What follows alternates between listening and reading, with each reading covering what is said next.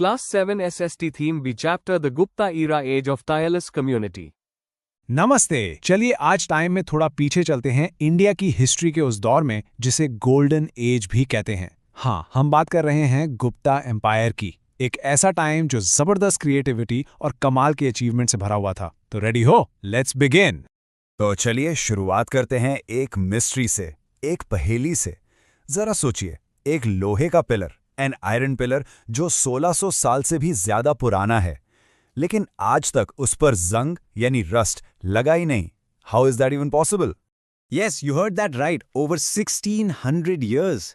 ये तिलर दिल्ली के मेहरौली में खड़ा है। Just imagine, इतने सालों से ये बारिश, धूप, हर तरह का वेदर झेल रहा है, पर फिर भी it's standing strong without any rust. है ना एक अमेजिंग बैट? वेल, ये पिलर उस टाइम की एडवांस्ड साइंस का एक परफेक्ट एग्जाम्पल है। इस फील्ड को कहते हैं मेटलर्जी, यानी द साइंस ऑफ मेटल्स। तो इस पिलर के पीछे के जीनियस को समझने के लिए आखिर ये इतना परफेक्ट कैसे बना, हमें ये जानना होगा कि इसे बनाया किसने था।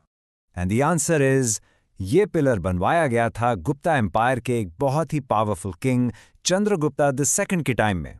इसे लॉर्ड विष्णु को डेडिकेट किया गया था। तो चलिए इसी अमेजिंग पिलर की मिस्ट्री से शुरू करते हैं गुप्ता एम्पायर की इनक्रेडिबल स्टोरी।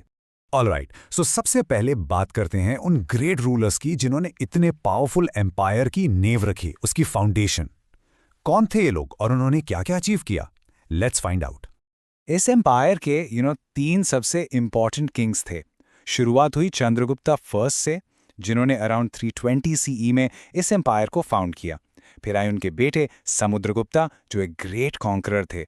और फिर उनके बाद आए चंद्रगुप्ता द सेकंड, जिनके टाइम में ये एम्पायर अपने एब्सोल्यूट पीक पर पहुंच गया था। अच्छा, यहां एक कॉमन कंफ्यूजन है जिसे क्लियर करना बहुत जरूरी है। Don't get confused. हिस्ट्री में दो बहुत फेमस चंद्रगुप्त हैं। एक थे Chandragupta Maurya, founder of the Mauryan empire. वो गुप्ता एम्पायर से 600 साल से भी पहले थे। हम जिनकी बात कर रहे हैं वो है चंद्रगुप्ता द सेकंड, जिनको विक्रमादित्य के टाइटल से भी जाना जाता है। He is the one connected to our iron pillar.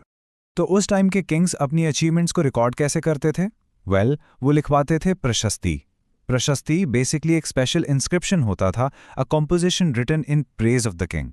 इसमें उनकी जीत, उनके काम, हर चीज के बारे में लिखा जाता था, और ये काम अक्सर उनके कोर्ट पोएट्स किया करते थे।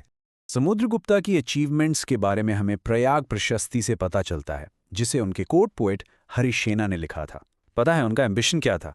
धारणी बंद, यानी to unite the whole earth. वाह! इसके लिए उन्होंने बहुत सारी बैटल्स लड़ी और अपने एम्पायर को खूब एक्सपैंड किया। But he wasn't just a warrior, उन्हें आर्ट्स से भी बहुत लगाव था।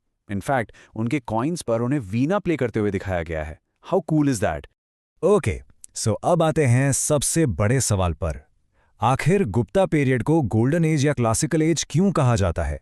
ऐसा क्या खास था इस टाइम में that made it so special? देखो, गोल्डन एज का सीधा सा मतलब है किसी भी सिविलाइजेशन की हिस्ट्री का वो टाइम जब वहां ग्रेट पीस हो, प्रॉस्पेरिटी हो, और सबसे इंपॉर्टेंट कल्चर, साइंस और आर्ट में जबरदस्त प्रोग्रेस हो। और गुप्ता पीरियड में ये सब कुछ हो रहा था। It ticked all the boxes. Let's start with science and math. ये दौर सच में जीनियसेस का दौर था। इसी टाइम में आर्यभट्टा जैसे ग्रेट थिंकर्स हुए, जिनके आइडियाज ने आगे चलकर पूरी दुनिया को बदल कर रख दिया। Just think about it. Aryabhata ने उस जमाने में ही ये बता दिया था कि अर्थ अपनी ही एक्सिस पर रोटेट करती है, जिसकी वजह से दिन और रात होते हैं।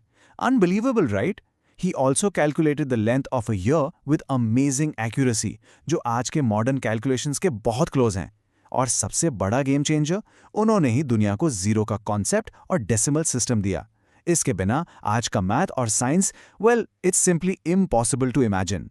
पर बात सिर्फ साइंस की नहीं थी, लिटरेचर भी अपने एब्सोल्यूट पीक पर था। महाकवि कालिदासा, नाम तो सुना ही होगा, वो इसी टाइम के थे। उनकी एक फेमस वर्क है Meghadutam. The concept is so beautiful. एक लवर है जिसे देश से निकाल दिया गया है, और वो एक क्लाउड को, एक बादल को अपना मैसेंजर बनाकर हिमालयाज में अपनी बिलव्ड तक अपना मैसेज भेजता है। Just imagine that level of creativity.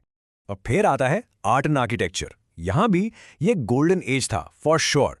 Maharashtra की अजंता केव्स की मैग्निफिसेंट पेंटिंग्स, इंडिया के पहले स्ट्रक्चरल टेम्पल्स का कंस्ट्रक्शन, सारनाथ में मिली खूबसूरत मूर्तियां, ये सब गुप्ता पीरियड की ही देन है। इनकी ब्यूटी और स्किल आज भी लोगों को इंस्पायर करती है। चलिए, अब हमने रूलर, साइंस और आर्ट की बात कर ली, बट उस टाइम की सोसाइटी कैसी थी? What was it's legacy? और हाँ, इसके बाद हम कुछ इंपॉर्टेंट टर्म्स भी रिवाइज करेंगे। A quick exam booster for you. हमें उस टाइम का एक ट्रैवलर्स व्यू भी मिलता है। एक चाइनीज मंक थे, फक्सियन, जो गुप्ता पीरियड के दौरान इंडिया आए थे। उन्होंने अपने अकाउंट्स में लिखा कि किंगडम बहुत प्रॉस्परस था, लोग खुश थे और जस्टिस सिस्टम भी काफ़ी फेयर था। बट उन्होंने सोसाइटी की एक डार्क साइड को भी मेंशन किया, जो था चंडालास या आउटकास्ट के साथ होने वाला harsh treatment. All right, it's time for the exam booster. एक क्विक फायर राउंड हो जाए ताकि ये इंपॉर्टेंट टर्म्स आपको हमेशा याद रहें। रेडी? Let's go. पहला टर्म है महाराजा दे राजा। इसका मतलब क्या है? It literally means king of great Kings. ये एक सुपर पावरफुल टाइटल था जिसे गुप्ता एम्परर्स अपनी सुप्रीम पावर और अथॉरिटी शो करने के लिए यूज करते थे। नेक्स्ट अप, अश्वमेध यज्ञ। ये एक बहुत ही ग्रैंड रॉयल रिचुअल था। इसमें एक किंग अपने स्पेशल हॉर्स को फ्री छोड़ देता था। वो घोड़ा जिन जिन टेरिटरीज से बिना किसी चैलेंज के गुजर जाता, वो सब उस किंग की मान ली जाती थी। It was a huge symbol of a king's power. तो फाइनली, गुप्ता पीरियड की लेगेसी क्या है? Let's sum it up. Number 1, political unity. उन्होंने एक बड़ा और स्टेबल एम्पायर बनाया। Number 2, scientific progress in math and astronomy. Number 3, a cultural bloom in literature and art. Basically उनकी अचीवमेंट्स ने आने वाले इंडियन कल्चर और साइंस के लिए एक सॉलिड फाउंडेशन बनाई। चलिए, अब एक छोटा सा क्विज हो जाए। लेट्स सी कितना याद है आपको। क्वेश्चन नंबर 1, प्रयाग प्रशस्ति में किस किंग को डिस्क्राइब किया गया है? ऑप्शंस हैं A Chandragupta II, B Samudragupta या C Aryabhatta. Think about it and the correct answer is B Samudragupta, जिनके कोर्ट पोएट हरिसेना ने यह प्रशस्ति लिखी थी। Okay, second question. आयुर्वेदा के प्रिंसिपल्स को कॉडिफाई करने वाला गुप्ता एरा टेक्स्ट कौन सा था? आपके ऑप्शंस हैं ए मेघदूतम, बी आर्यभट्ट या C Charaka Samhita. The correct answer is C Charaka Samhita. यह भी गुप्ता पीरियड का एक बहुत ही इंपॉर्टेंट कॉन्ट्रीब्यूशन था, all about medicine and health. और अब एक आखिरी सवाल आपके सोचने के लिए। जैसे हम आज 1600 साल पुराने उस आयरन पिलर को देखकर एडमायर करते हैं, आपको क्या लगता है आज का कौन सा मॉडर्न इनोवेशन ऐसा होगा जिसे लोग 1600 साल बाद भी इसी तरह एडमायर करेंगे? जरूर सोचना इसके बारे में। Thank you.